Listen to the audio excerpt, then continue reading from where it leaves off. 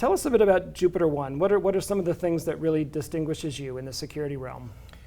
Yeah, so that's a great question. So security is a pretty noisy space and industry, right? So we see all these, actually a lot of amazing, great products, but it is very noisy.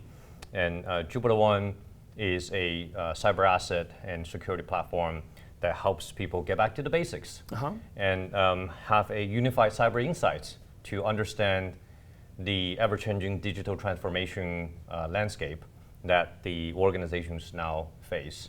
And starting with understanding ourselves better to help reduce the risk and save security practitioners time to do their work. These days, any credible organization is also a digital organization. That's right. What's your sense of how they need to go about managing and securing their assets properly? Is this one size fits all, or is it much more customized and needs to be sophisticated? Yeah, so this problem of asset management in the cyberspace is getting extremely complex because of digital transformation, because of cloud infrastructure, because of all of these technological advancements. It is becoming harder and harder to understand and answer some basic questions like, what do I have as an organization? And what's important out of what I have? And if it's important, do they have a problem? Right, vulnerabilities and findings and risks. And if they have a problem, who can fix them? Because most of the times, it's not the security teams that are fixing these problems. It's somebody else in the engineering team or the business that are fixing them. And over time, am I getting better?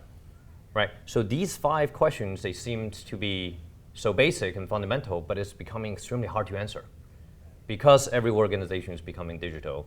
And it really goes back to, what do we even mean by assets? Right, so JupiterOne, you may know that we released our 2nd annual SCAR, State of Cyber Asset report. Right, so our research team did a lot of analysis of the state of cyber assets, and we find some really interesting and potentially alarming numbers about how complex this landscape is. Well, walk us through that. What did the State of Cyber Assets report reveal? Were there some surprises or some particularly noteworthy data points? Yeah, I'll give you a few key data points and findings. Right, so one is that the average security team, right, so not the most complex, just across the board, the average security team is responsible for roughly 390,000 cyber assets, and that's really overwhelming. Right, so if you think about the attack surface that's ever growing, every single piece of that asset can become an attack surface. So these are both physical and virtual assets, I assume. That's right. And let's go back to what do we mean by cyber asset even, right? So asset is fundamentally something that has value to the organization.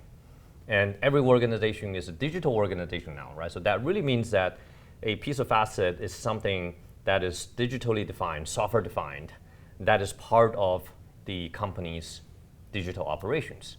So anything from people to user identities to access policies to devices to cloud infrastructure and even security awareness trainings and code and applications and SaaS, right? So you can imagine anything and everything that makes up the digital operations for a company should be considered assets, and there's so many of them.